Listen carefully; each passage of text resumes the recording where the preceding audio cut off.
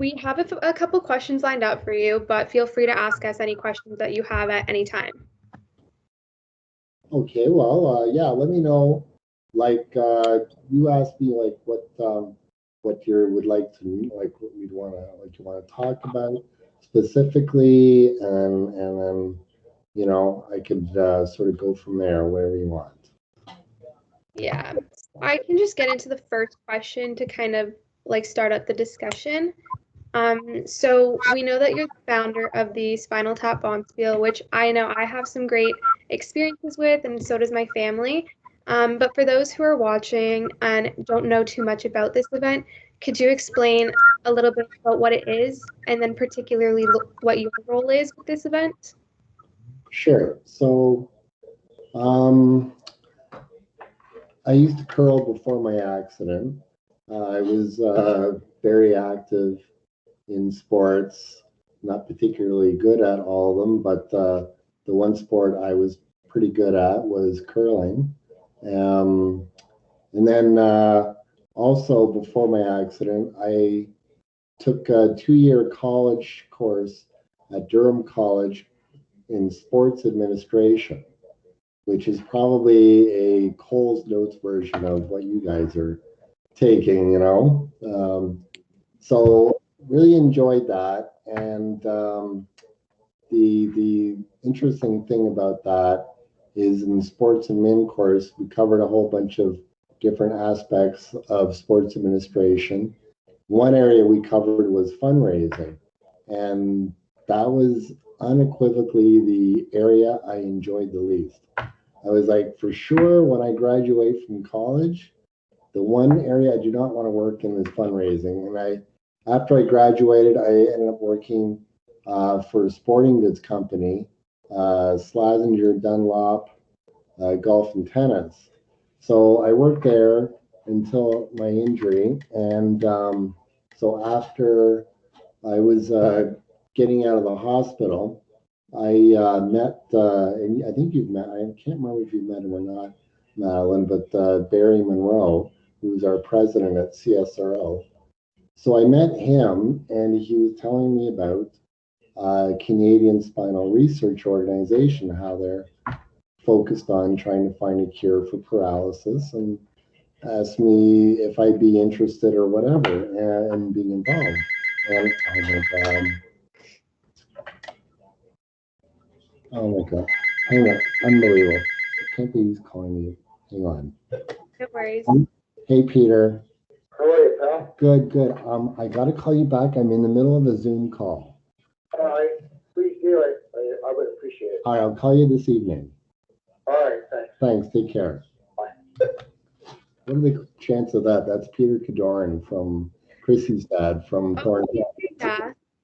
Of all the people, and who's been involved with like the Bonspiel for like the entire time. That is very bizarre. Anyways, so he asked me if I wanted to be involved with CSRO, and I was like, well, I used to curl. Maybe I could put together some kind of curling event. And believe it or not, he said this point blank to me. So, well, most people are all talk and no action. And I was like, wow, like he actually said that to me. And I took that as a personal motivation to not be one of those people. So I like when I was discharged from the hospital and all that, we decided, well, it was mostly my mom and I that started putting it all together. But what I would say is that, and I'm sure you guys have heard this a million times, being involved with sports and sports management, that sport unites, and sort of that's the one thing you always hear from the IOC, for example, sport unites. So I curled for about 9 years, and I met so many people along the way when I curled. And so it was because of that I had a network to draw upon to put together this event. And, many of the people who participated in the first event have been involved in the 28th event, and so that's, for me, is one of the ultimate examples of how sport unites, because if it wasn't for all these people I met through curling and through participation in sport, I wouldn't have had any chance of putting together an event like that. That, of course, at the time, I had no idea that it would be, 28 years later and we'd still be going.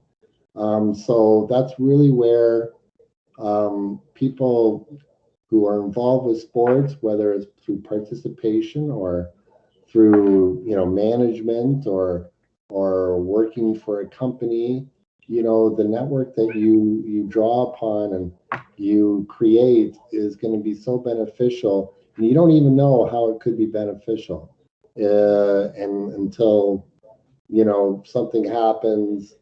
And putting together a Bonspiel to raise money for spinal cord research was easily the last thing I ever thought I would be using that network for, that I created just through meeting people. And obviously Madeline knows curling in particular is probably one of, if not the most social sport. Just the nature of the sport.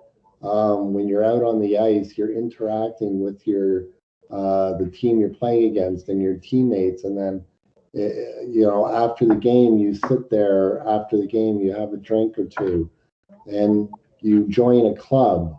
Usually curlers, like if you play baseball or hockey, you're not a member of a club. You're on a team, but being a member at a club is a whole different dynamic.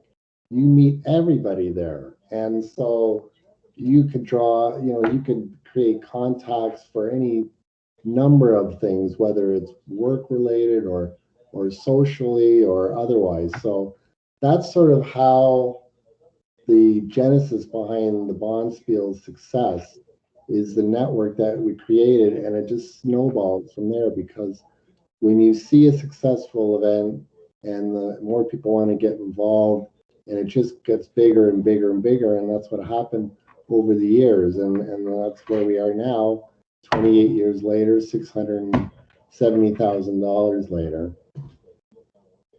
Amazing. Yeah, thanks for explaining that. I could touch upon like every single thing you said there, but I'll specifically say I love that you mentioned about how sport unites, and it's absolutely true. That's kind of what SHEMA stands for.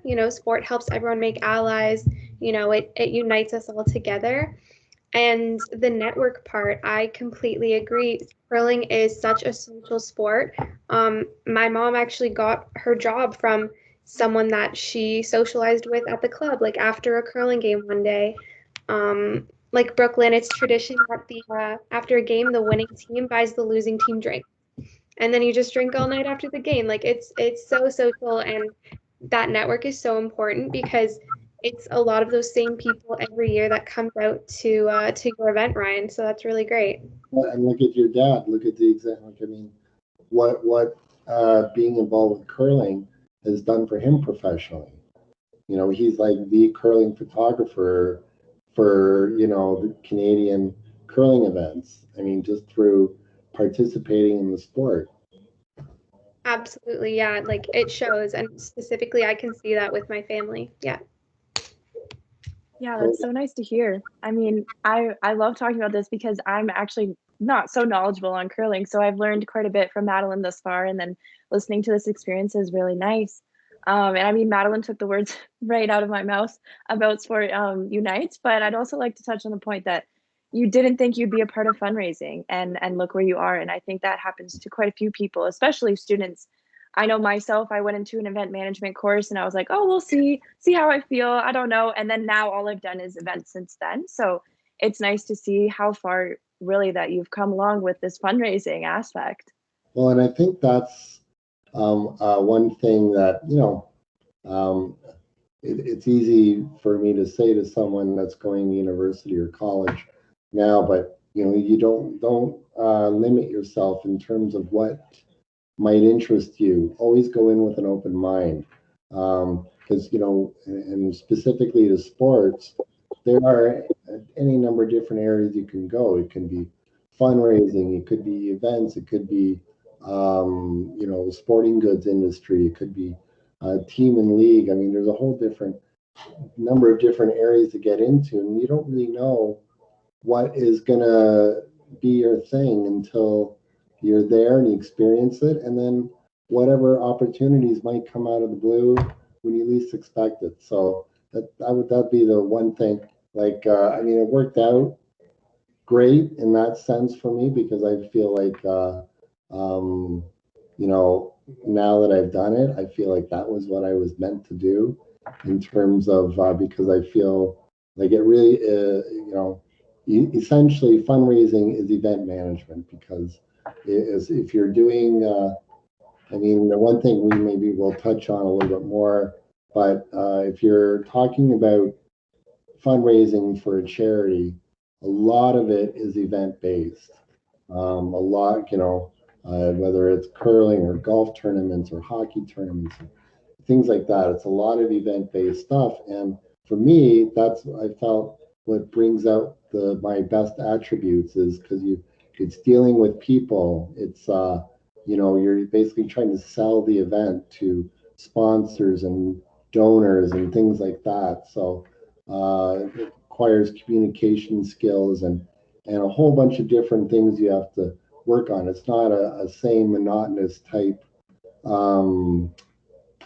project. It's like always going to be different things that you have to deal with, and that makes it more interesting. And I've always, as long as you're stimulated by what you're doing, you're going to put your best effort into it.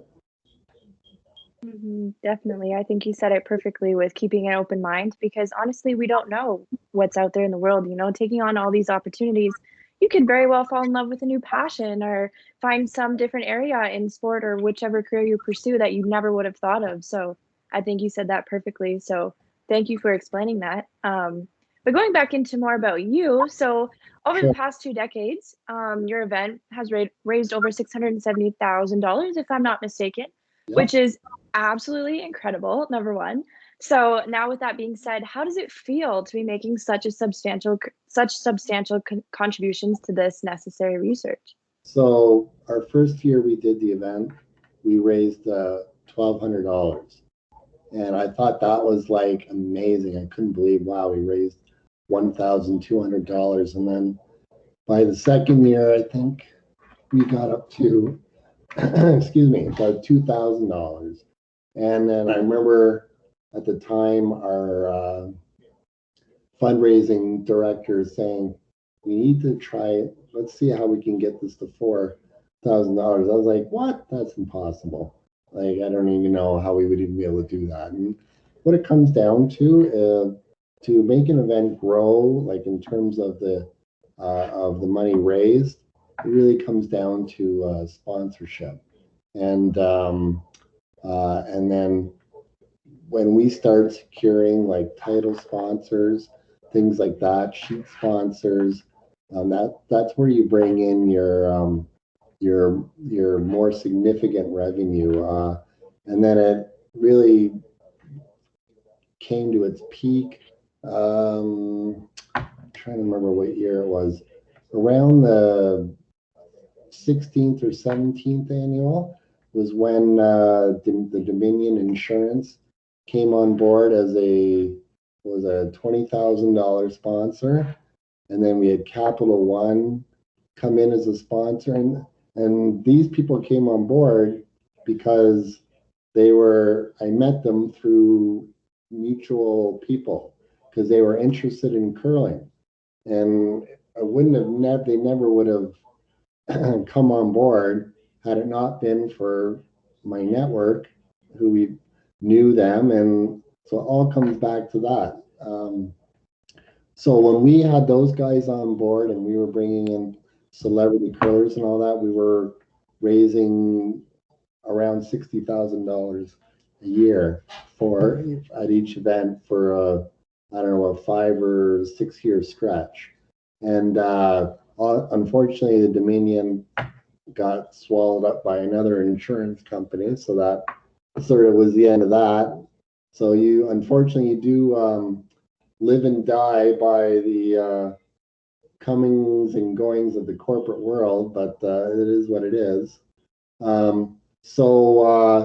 But we've the last few years we've raised, you know, approximately 20,000 a year, and for a one-day event with you know, 80 to 90 participants, that's pretty good. And so it's all about finding ways to create ancillary revenue. So beyond just your entry fee and sponsorship. So we also started doing, you know, and you guys have probably done this maybe in school at some point, high school or elementary school, like pledges where you get people to pledge you, sponsor you to raise money because maybe you're doing a walkathon or a ride-a-thon or something like that. So we incorporate that into the Spinal Tap. We've had that for maybe the last 15 years or so, and you offer like incentive prizes, those kinds of things to incentive. Oh my God, give people incentive to want to raise more money. I know there was a word there somewhere, but so that's been a huge. I would say just that alone has raised probably a quarter million on sorry, I'm getting an okay, good. There was a bit of an echo there, but it's gone now. Otherwise, you know, you're always you have to get prize donations. You have to constantly look for sponsors because they don't always stay on board all the time. So it's a real challenge, and especially the way things are the last couple of years or so, pre-pandemic even. You know, companies are a lot more focused on the bottom line, and it's a real challenge to get sponsors, and it really makes your network that much more critical because 99.9% of cold calls, like if you make a list of companies to approach to sponsor your event, curling or otherwise, they're going to say no. They only generally say yes if there's a personal connection. So you might know somebody in the marketing department, or maybe someone who makes those decisions has a personal connection with the cause. You know, in my case, you know, I'm trying to remember, it was years ago, a company that sponsored us. The person that I approached had a friend who had a spinal cord injury. So they felt a connection in that sense and they donated. So, you know, so there's all these factors, but it all really comes back to networking. The bigger the network, the more successful something like this is going to be, and the more successful you're going to be. Mm-hmm. Definitely. Thank you for that explanation. Almost hearing kind of the background of these events. So it's important, like you said, to network, but it's also important to network with key individuals and not just anybody in the entire world. So, and I mean, from Madeline and I, from all the interviews that we've had, I think 99% we've talked about networking and how crucial it is. So I appreciate you bringing that up, but also don't knock down your effort. The effort to network, to build these fundraisers is truly important and what you need to be successful. You know, your mentality is so important as well. So going from $1,200 to now, that's absolutely incredible. So very rewarding. Yeah, no, I love telling that because it's, you know, when you start something like this, you really have no idea what it can become. And when you look back and, you know, it's very satisfying to know that you went from that and you thought that was amazing. You know, if someone told me after the first year, you know, oh, in however many years you're going to raise 60 grand in 1 year, I would have said, what? Crazy. It's impossible. It can't be done. But I mean, hey, there are fundraisers for various charities that raise hundreds of thousands of dollars, you know, galas and golf tournaments and things like that. And they all started down at the, they all started at the bottom there, raising probably $1,200 like me at one point, and they all grew. So it can be done for sure. Yeah, I love, just quickly, I love that from 1,200, you're about just as happy with a larger number. So, like throughout the process, obviously that is so exciting and you're so appreciative of that. But I love how excited you were at $1,200 and how excited you are now. So that's super nice to see. Definitely. Yeah, and I cannot even imagine how you feel. Me as a participant of this event for a couple years, I even personally feel like so excited whenever they announce how much money's been raised, and so I can only imagine how you feel. No, and I think that's a good point because I've obviously get a ton of feedback on that from participants over the years, and I think, and that's what will bring people back to an event. And I'm not just talking about the Spinal Tap, is knowing that their participation is making a difference. It's like because when you break down the math, even the last few years when we're making 20 grand, and you've got 80 participants, what's the math on that? How much that's, each person is bringing in like, all right, can you do the math for me on that approximately? Let's see. 80, you said? Huh? 80 participants? Yeah. That's around $250. So yeah, so each person, and they're not paying that much, but so when each person, when you have that kind of net return from each participant, that's really good, and then back when we were making 60 grand, I mean, so 3 times that. Each person was bringing in around $750 each person, and that's really amazing. Like, and I'm sure people that are professional fundraisers who that's what they do for a living, I'm sure they have all these formulas figured out. What's your cost per participant and what's your revenue generated per participant to determine the success or otherwise of an event, because obviously you've got to factor in hours and time put into it and the cost associated with it.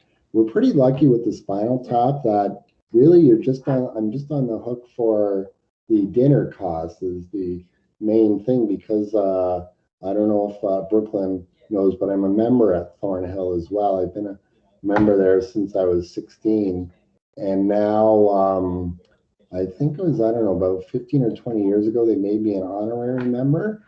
So I don't even have to pay an entry fee and all that to be a member. So our costs are quite minimal compared to like a golf tournament, for example. You're paying for the dinner, the course, and that's a huge cost. It's so hard to make money off a golf tournament unless you have like a major sponsor. I mean, we do one every year, but I mean, it's yeah, it's a tough one, So that's why the curling it works out really nicely. That's the trick, is when you're doing any kind of event, is to especially if you're trying to raise money, is to be able to keep your costs as low as possible while still providing a quality experience for whoever's participating. Absolutely, yeah. And I can attest to it's absolutely a quality experience. And I can say the same for a lot of people.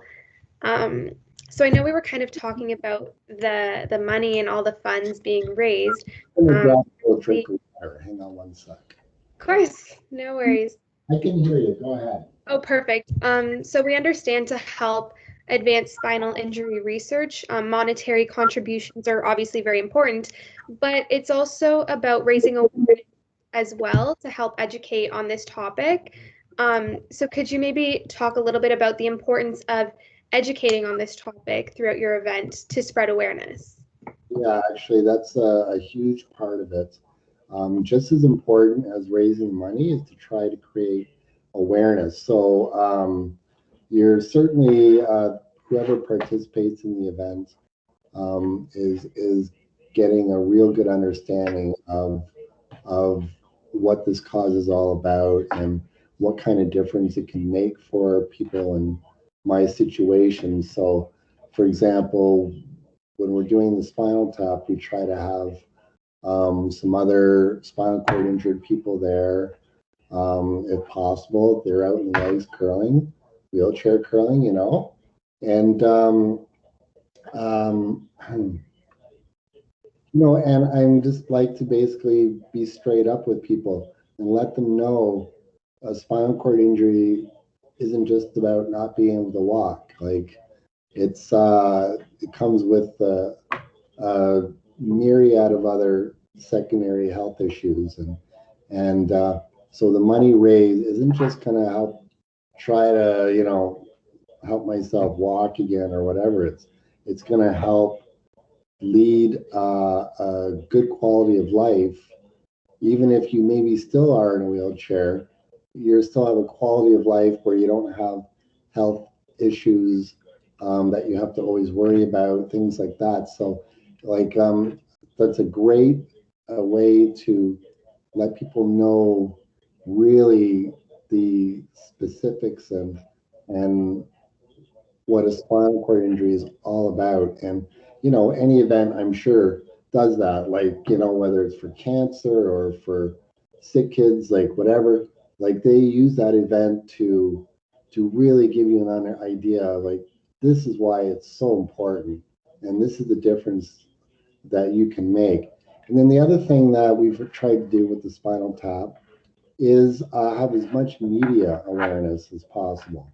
So we've had, but particularly when we had the celebrities curling, we would have send out press release to all the media outlets, TV, radio, print, and try to get as much coverage for that as possible. Because really, if you can, that's the easiest way to appeal to the masses, and then that's where you get more interest. And of course, now social media would be the way to go with that.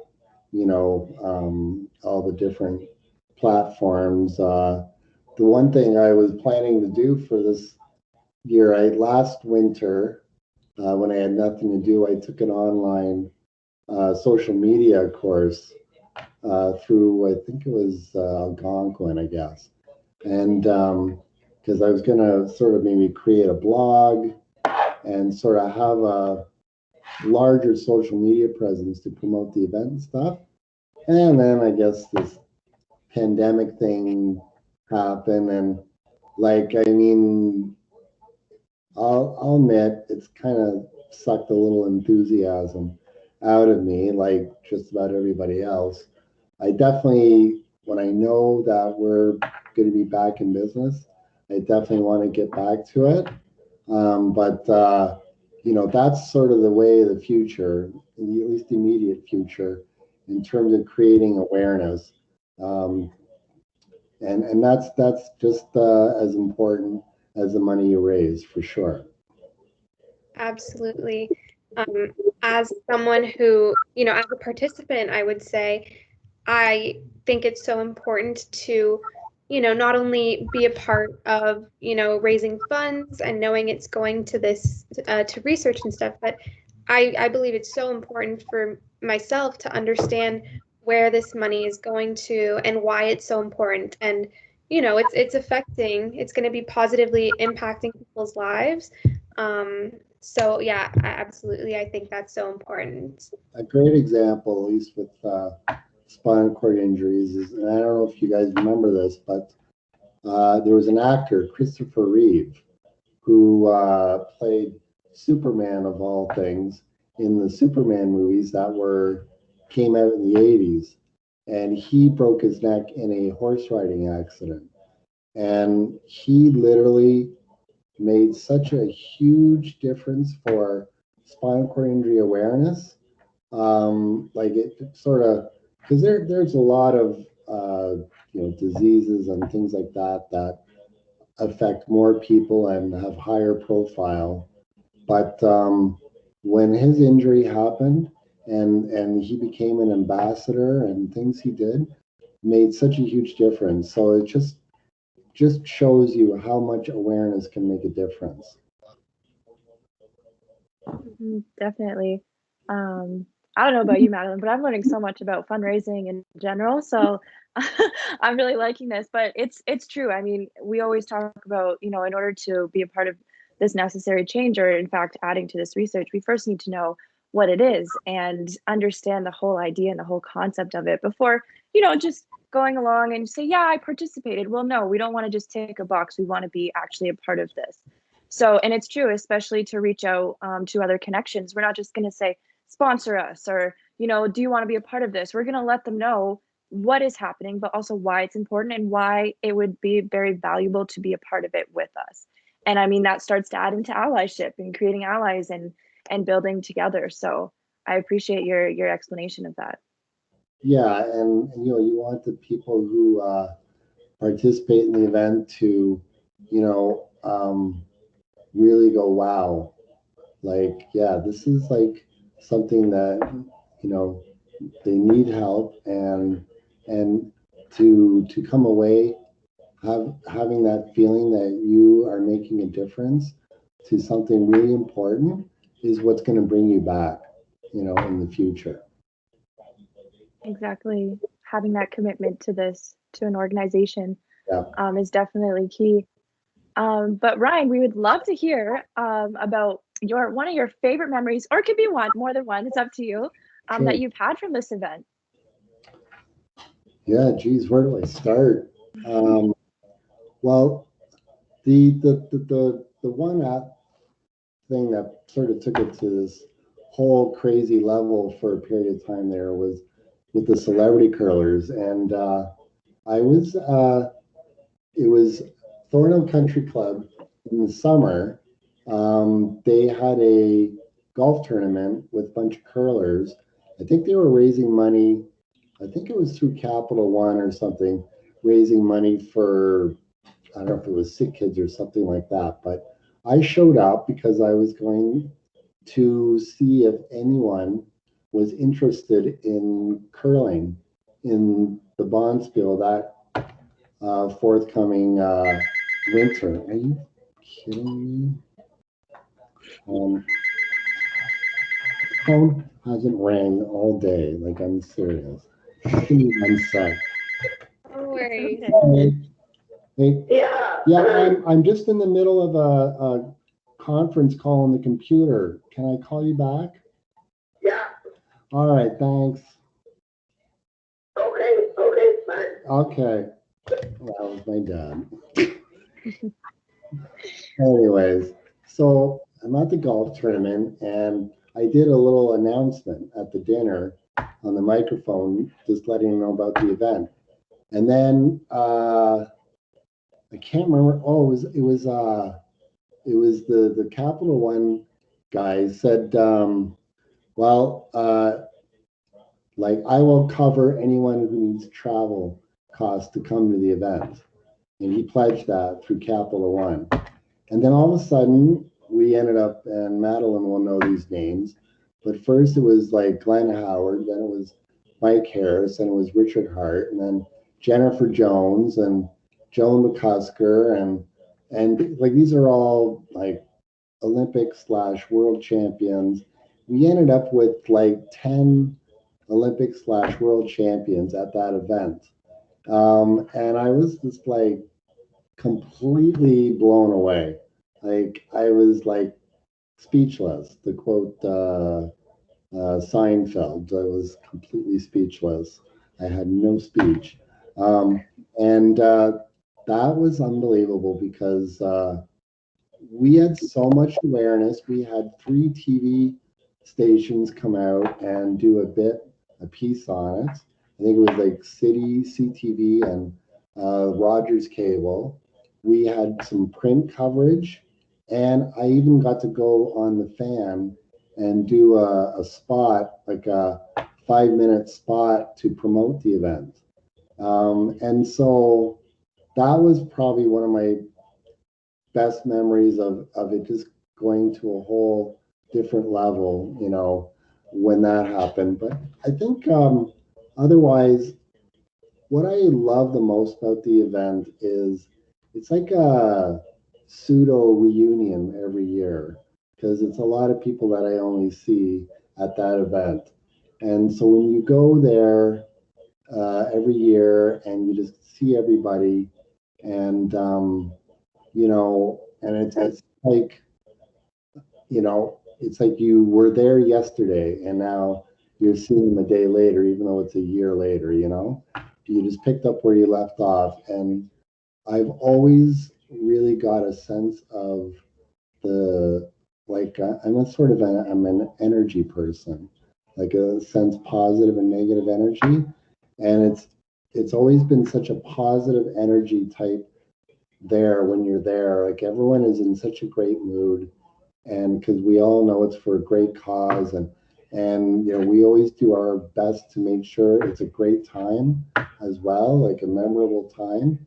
And so I just really love the energy that comes from that event, and then you're on such a high, like when the event is over and the next like few days or whatever, you just like it's all you can think about was how amazing it was to see everyone and how everyone was so happy and it just turned out so well and you wish you could be like do another one a week later kind of thing, and so I would say, because I mean if I try to go over specific memories and whatever, we'd be here all day, but it's the whole encompassing aspect of it that just makes you feel so good about yourself and it feels so good about humanity, for not to be over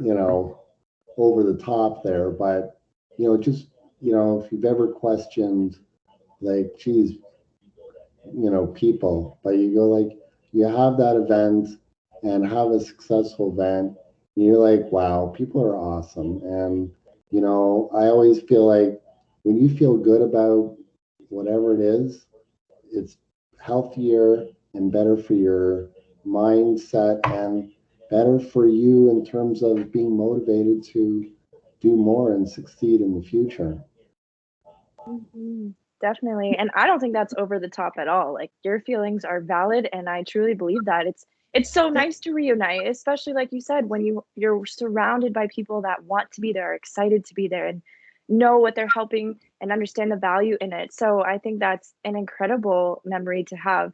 And speaking on your being speechless, I would have been speechless too. I would have no idea. I'd be too excited to talk. I would just stumble my words. So I mean, I'm so glad you still got to have that experience. I thought maybe like a couple people would say sure, like local people, but like Jennifer Jones was from Manitoba, we had to fly her in. Joan McCusker from Saskatchewan, we had to fly her in.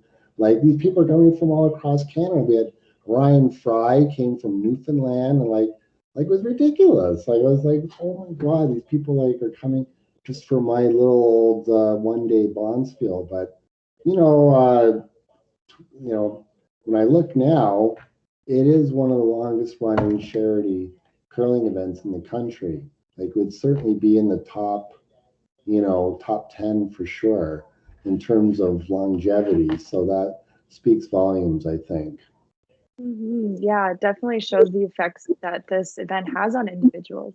And I think it's too important to understand, the process and the growth of the event to create it, but also to be able to look back on these memories and just enjoy those moments too, right? So, They are some of my fondest memories, like without a doubt. So, you know, I mean, if anyone has I would say to anyone out there, if they have a chance, and they don't have to be personally affected by like I am, but to be part of something like that is really rewarding, and it's only going to make you a better person and help you, in your life, just to be part of something like that? Absolutely. Brooklyn, we're gonna have to get you out one year. I know you don't curl, Yes. but we're gonna curl. It's so Oh, fun. I will be there. I will be there. and that is like such a no, not a big deal if you've never curled, because then that's the actual, and it's great that Madeline brought that point up, because inadvertently, I guess, because I'd say every year, maybe 20%, 15, 20% of the people have never played the sport before. So we have introduced so many people to curling. I mean, if I'm not mistaken, the Spinal Tap is what introduced your dad, Madeline, to curling. Because I think George, we needed a photographer, and he brought Anil out, and then the rest is history. Yeah, I'm glad you brought that up actually, because when I told my dad, I have a call with Ryan, my dad was saying, like, Ryan's the reason why you're in curling, Madeline, and you got into curling because, that's how my dad got introduced, and, that's how I got introduced, and it's been ever since. And that's a big part of what my dad does now. He's known as the curling photographer and goes on all these events. And so it's absolutely, this event introduced him and my whole family to curling. Yeah, and I mean, I think he might be the most impacted by the Spinal Tap, but I know there's a bunch of people that have, been in it through the years and whatever, who have, either took up the sport and are regular participants, like they maybe members at a club or something like that, or it's something that they do whenever they can, and they bring other people out and all that. So it's just amazing the effect that it can have when you least expect it, and then all of a sudden you're. And the funny thing is, especially in the first few years when I started running this, like, okay, so back then, if you like curling, you were gay, like, kind of thing. It was like such a stigmatism towards curling. And so when I was doing the first few events, and some friends that weren't from curling came out to, either watch or just check it out or come for the party afterwards, they actually got into curling. Like this one friend of mine, Grant, just thought it was just like he was into hockey and that kind of stuff, right? Comes out first year, he's like, yeah, this is kind of, second year, he's like, well, maybe I'll go out and throw, like, I think it was like George or someone who showed him how to, throw some rocks or whatever. Third year, he's playing.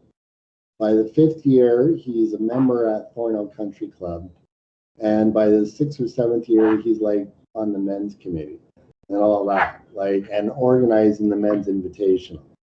So that's just like amazing how, that the event has had some serious impact on people getting into the sport. I'm sure that happens with all kinds of sporting events and all that. So I really love that. But your dad's like it's quite amazing when you think about it, that just because he came out to shoot it, curling is like kind of the, focus is, you know what I mean?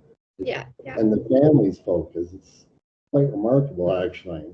Absolutely. I know I was kind of taken aback by it, and I said, like, wow, I didn't really realize that, but it absolutely has impacted in so many different ways. So we don't want to take too much of your time, so this is our last question we have for you. Sure. So for ourselves, Brooklyn and I, and also for the sport management students that will be watching this interview, for any future sport managers out there, do you have any advice on how we can ensure to effectively implement accessibility measures to eliminate physical barriers and ensure that everyone can be included in whatever events we may put on in the future? Well, I would first say that we've come a long way. like around when I had my accident, they used to have different sports come in that could be participated in for people with disabilities, but it's just nothing compared to the strides they've made, and certainly like Paralympics is a big part of that as well, and all that. But I would say it's all about inclusivity. There needs to be more done to include people that require accessibility in terms of participating in sport. I mean, I'm sure you guys have already covered ad nauseum in school how sport can have just sport in general. I'm not talking events and all that, but just participating in sport can have such a positive effect on your health and well-being and all that. And you can actually double that, when you're talking about someone with a disability, because they're already limited in so much what they can do.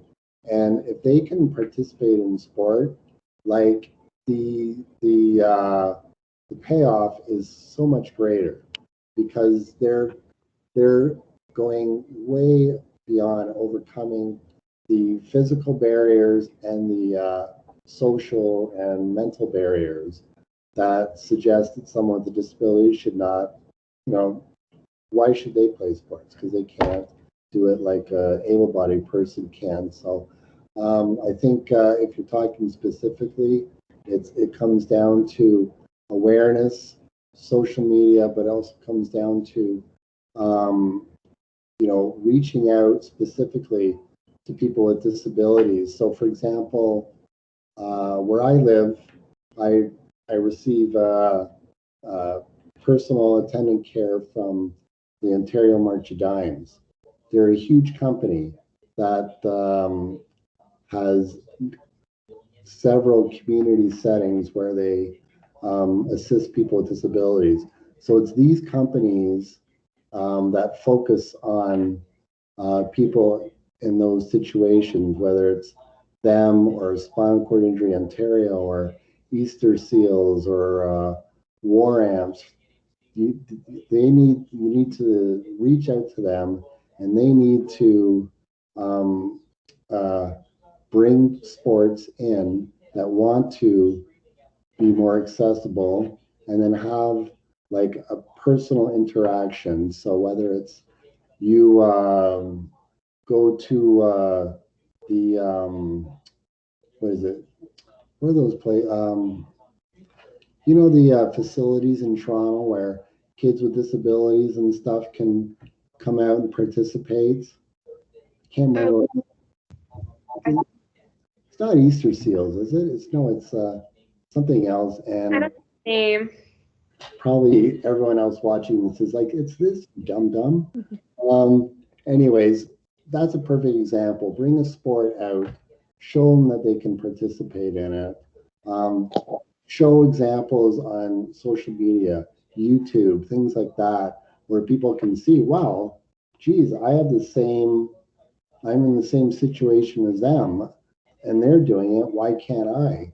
And access what we have at our disposal now. I mean, try to use the social media and ways to get a message out in a positive way than what we generally see, which is a lot of negativity, unfortunately, and so use it in a positive way to show people that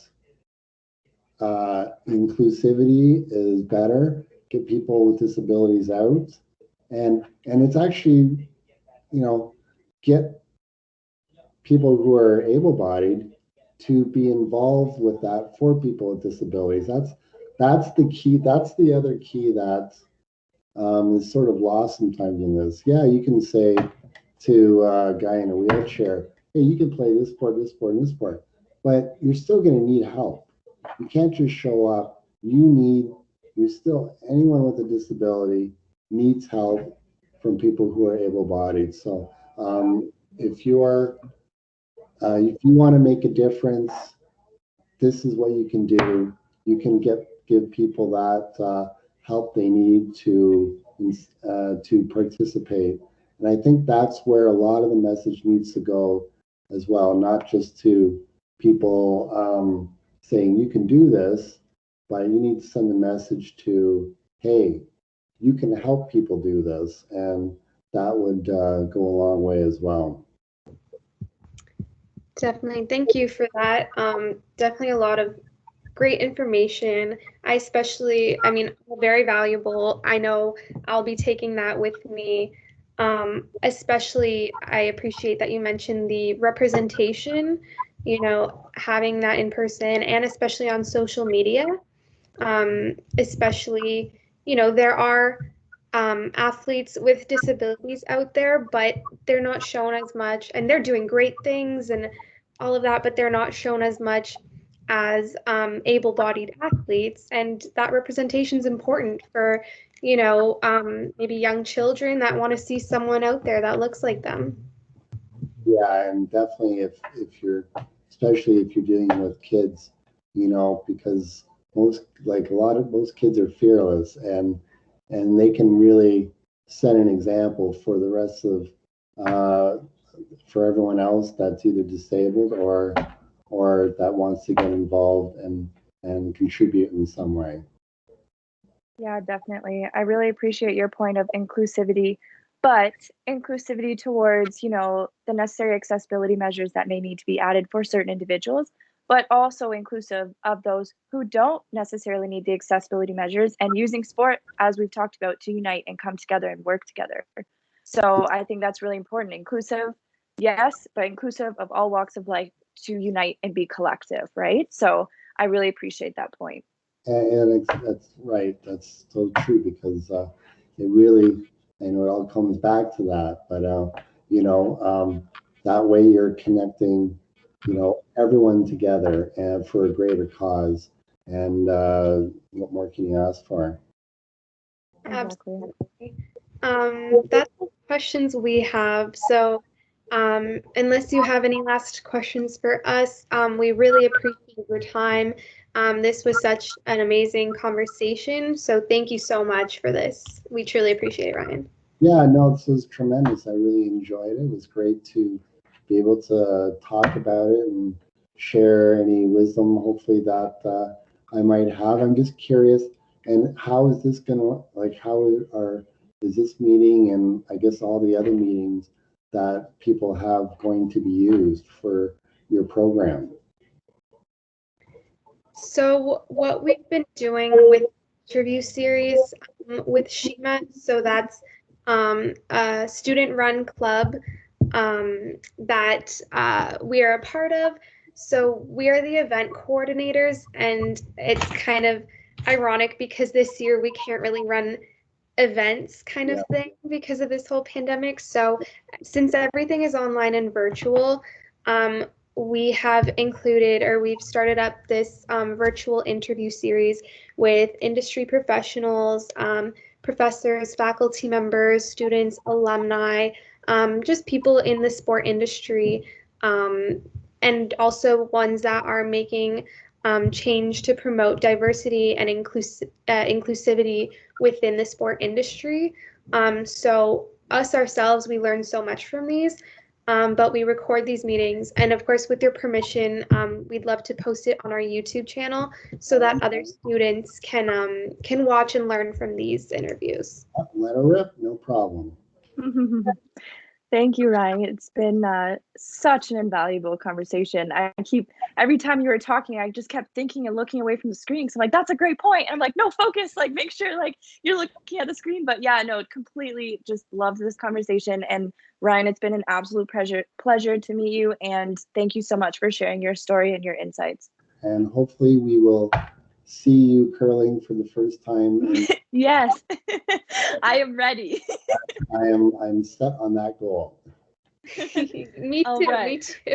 And yes. Any other of your classmates that want to give curling a try and have a great party at the same time. So I'm extending the invitation to everyone that sees this. Absolutely. Awesome. I can't wait to see everyone out there. So thank you again, Ryan. I appreciate this, and we'll stay in touch. You got it. Take care.